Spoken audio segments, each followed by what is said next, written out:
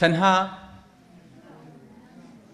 شعار و لافتە و هەڵایەک لە مانگ و لە ڕۆژێکە دادی ئێمە نادا.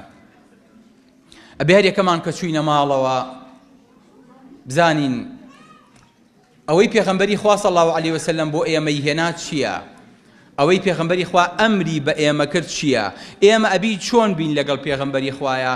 خوای گەورە فەرمی یا ئەیها الذین ئامنوا کونوا رەبانیین، ئێوە پیاوی خوا بن. پیاوی چێ بن؟ ئێوە بمن بە پیاوی خوا. چۆن بین بە پیاوی خوا؟ ئەبێ قودوەیە هەڵبژێرین لە ژیانە بۆ ئەوەی کە چاوی لێ بکەین هەتاوەکو ببین بە پیاوی خوا. خوای گەورە فەرمێ قل ئین کنتم تحبون الله، ئەی محەممەد بە شوێن کەوتوەکانت بڵێ بە موسڵمانەکان بفەرموو ئەگەر ئێوە خواتان خۆشەوێت چی بکەن؟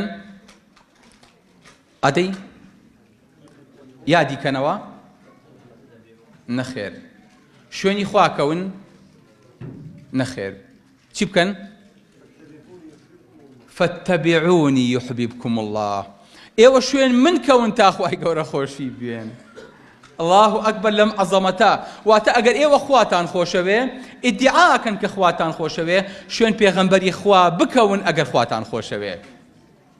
کەواتە ئێوە ئەبێ هەموو ڕۆژ و هەموو ساتێکتان محەممەدی بن صلی الله علیه وسلم. واتە محەممەد تەنها نابێ ناوێ بێ. چۆن خەڵک ئەمڕۆ ناوی یەزیدیە، چۆن ئەمڕۆ خەڵک ناوی مەسیحیە، خەڵکی ئێمەش ئەبێ ناوی محەممەدی بێ صلی الله علیه وسلم. محەممەدی بێ لە چییە؟ محەممەدی بێ لە ئاکاریە، لە ئەخلاقیە، لە ڕەفتاریە، لە بیرکردنەوەیە، لە قەراراتیە، لە دەنگدانیە، لە کاسبیە، لە ماڵیە، لە پەروەردەیە، لە ئیشکردنیە، لە هەموو هەڵوێستەکان و لە حکم و لە شەریعەت و لە مەحکەمەیە ئەبێ ڕەبانی بێ و ئەبێ محەممەدی بێ صلی الله علیه وسلم. واتە هەر شتێک کە پێغەمبەری خوا صلی الله علیه وسلم ئەمری پێکرد دەبێ.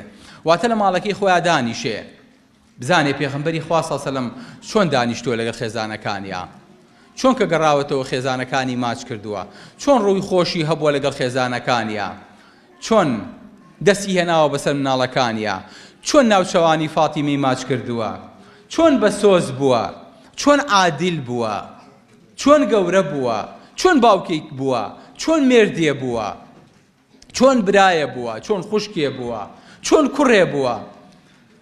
ئەبێ لە ماڵەکەی خۆیە ئاوا بیرکاتەوە.